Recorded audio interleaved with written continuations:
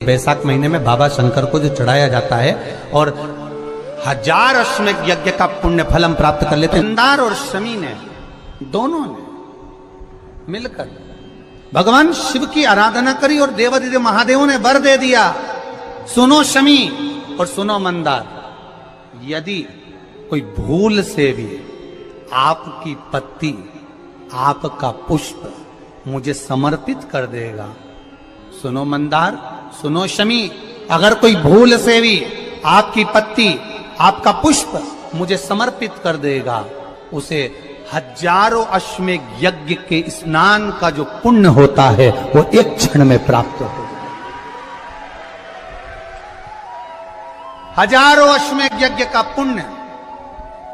1000 अश्वमेध यज्ञ का पुण्य एक क्षण में प्राप्त हो। ये मंदार, ये शमी, 1000 अश्वमेध यज्ञ का पुण्य एक साथ। शमी की पत्ती देखिए आप लोगों ने, जम के तो बोले जरा, देखिए मंदार पुष्प भी देखा हुआ है। अब शमी की जो पत्ती होती है, उस शमी की पत्ती को भगवान देवादिदेव महादेव पर चढ़ाने का, शमी की पत्ती जो होती है उस शमी की पत्ती को चढ़ाने का एक नियम भी होता है। थोड़ा सावधानी से सुनना इस नियम को, जो आपके जीवन को सार्थक बना सकता है। शमी की पत्री को चढ़ाने का एक नियम है, बड़ा सुंदर नियम, आपके जीवन में उतारने लगे। महाराज, जब सारा श्रृंगार मेरे देवादिदेव महादेव का हो जाए, बहुत ध्यान से सुनना, ये प्रसंग आया नहीं पहले, आज अगर कुबेरेश्वर बाबा की पावन धरा पर यह प्रसंग निकला है तो उसको ध्यान से सुनिए। पत्ती, शमी की जो पत्ती होती है, उस शमी की पत्ती को कब, कैसे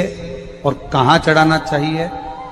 और शमी की पत्ती का फल क्या होता है वो भी अभी अपन समझ लें उसको। शमी की पत्ती, संपूर्ण स्नान भगवान का हो जाए, संपूर्ण स्नान आप समझे उसको। जैसे ये शिवलिंग है, जलाधारी, जल निकल कर जाने का स्थान, गणेश, कार्तिकेय, अशोक सुंदरी, जलाधारी मतलब माता पार्वती जी का हस्त कमल, शिवलिंग शिव का स्वरूप, ऊपर जो जलाधारी लगी है उसमें से एक एक बूंद जो पानी नीचे गिर रहा है, जो पानी नीचे गिर रहा है, शिव जी की बेटियां जया, विषहरा, शामली बारी, दौतली, देव, शिव जी की पुत्री बेटियां। जब देवादिदेव महादेव को शमी का पत्ता चढ़ाया जाता है, कब चढ़ाते हैं, जब आपने संपूर्ण जलाधारी को हाथ से साफ कर दिया हो, शिवलिंग पर जल चढ़ा दिया हो, शिवलिंग का पूरा श्रृंगार आपने कर दिया हो, संपूर्ण श्रृंगार मेरे देवादिदेव महादेव का हो गया, संपूर्ण श्रृंगार। बाबा को चंदन का लेपन, अबीर, गुलाल, अक्षत, बेलपत्र, धतूरा, जो भी तुम्हें चढ़ाना है सब कुछ तुमने चढ़ा दिया, सारा श्रृंगार मेरे देवादिदेव महादेव का हो गया। तब शमी की पत्ती को मां जगत जननी की जो जलाधारी है उस पर मात्र स्पर्श कराकर शिव के शिवलिंग पर आखिरी में समर्पित कर देना चाहिए, जिससे हमारी मन की जो कामना है वो मां जगत जननी देवादिदेव महादेव से उनके कानों में श्रवण कर। शमी पत्र का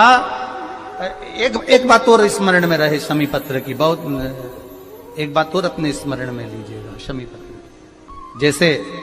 शिवलिंग, जलाधारी और स्थान, जब बहुत ज्यादा मात्रा में दरिद्रता होती है, बहुत ज्यादा मात्रा में बहुत कष्टमय जीवन, जब तुम्हारी चित्त वृत्ति में आए, जब तुम्हारे मन में आए, धन भी नहीं है, पैसा भी नहीं है, बहुत दरिद्रता का जीवन है, बहुत दुखी जीवन, तब बेलपत्र और शमी पत्र का प्रयोग जरूर करके देखना। प्रैक्टिकल करने में कुछ नहीं जाता, प्रैक्टिकल करने में क्या जाता है, करके देखना। उस समय पर वो कहते हैं ना कि कोई कहने वाला कह दे कि महाराज जी,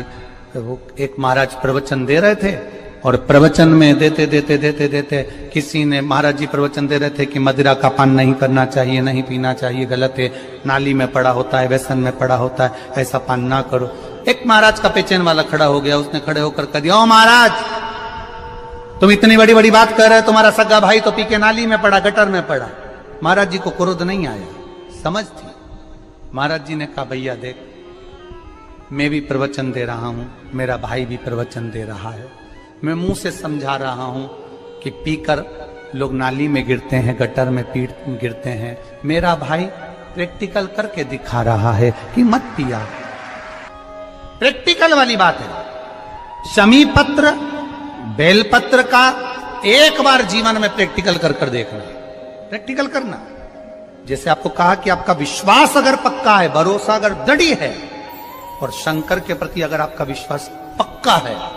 शंकर कह रहे हैं, मां उमा से, मां पार्वती से, मेरा महेश कह रहा है, मेरा बाबा भोलेनाथ, मेरा बाबा विश्वनाथ, मेरा त्रिकालदर्शी कैलाशी अविनाशी कह रहा है कि हे पार्वती,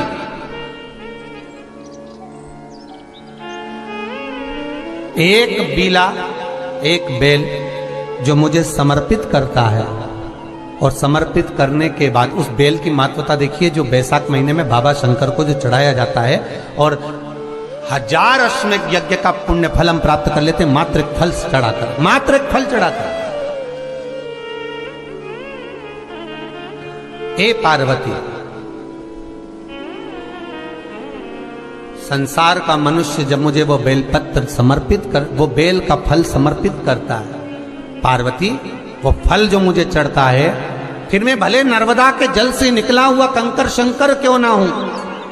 फिर चाहे मैं गंगा के जल से निकला हुआ कंकर शंकर क्यों ना हूं, चाहे फिर मैं यमुना के जल से निकला हुआ कंकर शंकर क्यों ना हूं, चाहे मैं सरयू के जल से निकला हुआ कंकर शंकर क्यों ना हूं, चाहे मंदाकिनी के जल से निकला हुआ कंकर शंकर क्यों ना हूं, ए पार्वती, फिर जो भी शिवलिंग पर वो बेल समर्पित होता है, वो बेल उठाकर जीव अपने कार्य में ले सकता है। ये मां उमा से कह रहा है। तो उस बेल की महत्वता जानेंगे। अब अपन उस बेल को जानने के लिए वापिस स्कंद पुराण में चले, तो स्कंद पुराण में लिखा हुआ है कि जो बेल बैसाख के महीने में शंकर को चढ़ाया जाता है, वो बेल का फल उठाकर रख लिया जाता है। बैसाख के महीने में उस चढ़े हुए, बाकी के आपको बेल का फल खाना हो तो बात दूसरी, पर चढ़ा हुआ जो बेल का फल है वो पूरा बैसाख नहीं खाना। बैसाख के बाद में अगला जो महीना आए, उस महीने के अंदर उस फल के अंदर का गुर्दा निकालकर उसको सुखा लीजिए, और सुखाकर जिस व्यक्ति को पत्थरी की बीमारी हो और जिस व्यक्ति को पेट में बहुत भोजन पचता ही नहीं है, पूरा शरीर पाचन क्रिया बेकार हो गई, उस व्यक्ति को केवल 7 दिन तक शंकर पर चढ़ा हुआ वो बेलपत्र प्रदान कर दीजिए, पत्थरी भी बाहर और पाचन क्रिया भी ठीक, जिंदगी भर तकलीफ नहीं। उस बैसाख में उस फल की इतनी महत्वता बाबा भोलेनाथ स्कंद पुराण, लिंग पुराण, नर्मदा पुराण, पद्म पुराण के अंतर्गत, शिव महापुराण के अंतर्गत वर्णन कर, उसकी महत्वता है। वो बेल का फल साधारण नहीं हो सकता। अब मंदार का जो पुष्प होता है, आंकड़े का जो फूल होता है, एक सफेद कलर का भी होता है और एक गुलाबी कलर का भी होता है। देखा है आप लोगों ने? बोलो, जम के बोलो, देखा है ना? गुलाबी कलर का जो पुष्प होता है वो,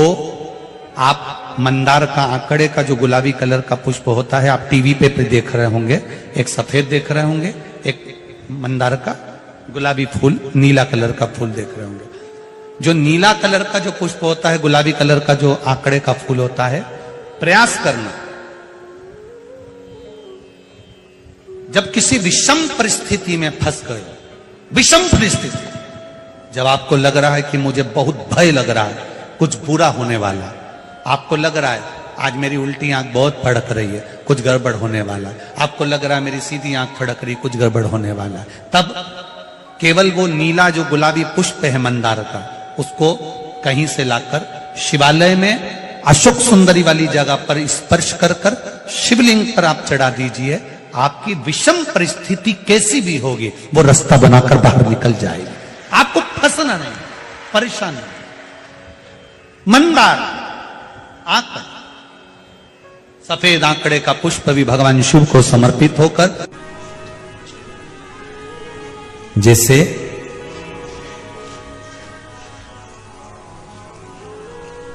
बेले के फल का गुर्दा, बेल का जो फल होता है, बेलपत्री का फल, उसका जैसे गुर्दा, उसके अंदर का जो भाग होता है बेल का, वो गुर्दा, उसको अग्नि में जलाकर उसकी भस्म तैयार कर कर छान कर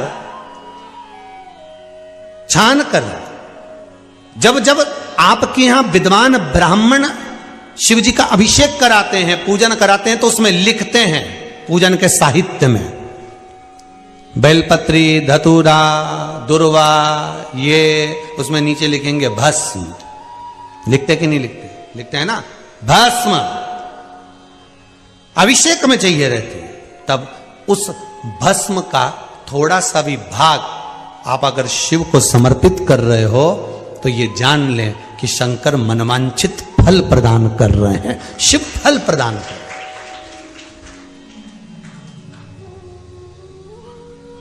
महाराज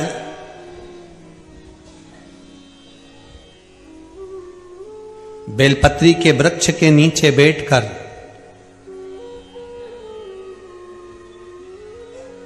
हाथ में एक बेलपत्र का पत्ता रखकर आप पंचाक्षर मंत्र नमः शिवाय, ओम नमः शिवाय या श्री शिवाय नमस्तुभ्यम या महामृत्युंजय मंत्र का स्मरण कर रहे हो, पर डंडी का भाग अपनी ओर, बेलपत्र की बीच वाली पत्ती का भाग बीच वाली उंगली की ओर रखकर अगर आप स्मरण कर रहे हैं और अपनी कामना कर कर बेलपत्री के वृक्ष के नीचे बैठकर उस पत्ते को सम्मुख रखकर बाबा से विनय कर कर एकांत में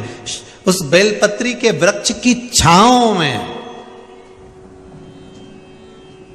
बेलपत्री के वृक्ष की छांव आप कामना कर कर उस पत्ते को शंकर भगवान के ऊपर समर्पित कर रहे हैं, तो ये जान कर रखें कि पार्वती और शिव का मिलन करवा रहे हैं और अपनी मनवांछित फल कामना पूर्ण करवा रहे हैं। क्योंकि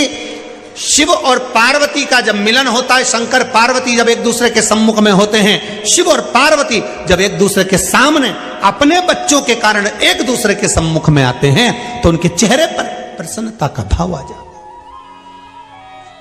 फल, मनवांचित फल की कामना आप जिस कामना के लिए कर रहे हैं, विवाह के लिए, नौकरी के लिए, सर्विस के लिए, व्यापार के लिए, रोग मुक्ति के लिए, आप जिस कामना से कर रहे हो। ईश्वर महादेव, जो व्यक्ति पथभ्रष्ट हो जाए, जैसे मदिरा के नशे में पड़ गया, कहीं जुए में पड़ गया, कहीं मांसाहार में पड़ गया, कहीं व्यसन में पड़ गया, कहीं गलत काम में अगर कोई जा रहा है, तो श्रंभेश्वर महादेव के नाम से काली तिल भगवान शिव को समर्पित करी जाती है। महाराज काली तिल को वापस उठाकर ले आते हैं, उसी काली तिल को जो मदिरा का नशा करने वाला होता है या जो गलत व्यसन में डूबा हुआ होता है, उसको वो सुबह के समय अगर नहीं खाता तो भोजन के साथ उसको दिया जाए। श्रंभेश्वर महादेव, एक बेलपत्री का भी बहुत अच्छा प्रयोग है श्रंभेश्वर महादेव का, मदिरा पीने वालों के लिए, मांसाहार, व्यसन में, जुए में, पेशावृत्ति में, पर नारी में, गलत जगह पर जो डूबे रहते हैं उनके लिए। पहले की कथा में उसका वर्णन किया है बेलपत्री। श्रंभेश्वर महादेव, एक बार सब बोलेंगे, कौन से महादेव? श्रंभेश्वर महादेव। फिर जम के बोल लो एक बार, श्रंभेश्वर महादेव। जब हमारे घर में क्रोध बढ़ता है या कोई गलत कार्य में जाने लगता है, तो श्रंभेश्वर महादेव का हमें शरणागति लेना चाहिए, श्रंभेश्वर महादेव का पूजन करना चालू कर देना चाहिए। कई लोग कहते हैं महाराज जी ये श्रंभेश्वर महादेव का मंदिर कहाँ मिलेगा, हम कहाँ पूजन करने जाए? कहीं नहीं जाना, तुम्हारे घर के पास में जो शंकर जी का मंदिर है वहीं जाओ, उसी देवालय में, उसी मंदिर में जाओ, श्रंभेश्वर महादेव के नाम से जल चढ़ाना प्रारंभ करेंगे। वो जल जो गलत संगत में पड़ा हुआ है उसका आचमन कराना प्रारंभ करेंगे, अपने आप उसकी धीरे धीरे बुद्धि सुधरना प्रारंभ हो जाएगी। ऐसा श्रंभेश्वर महादेव का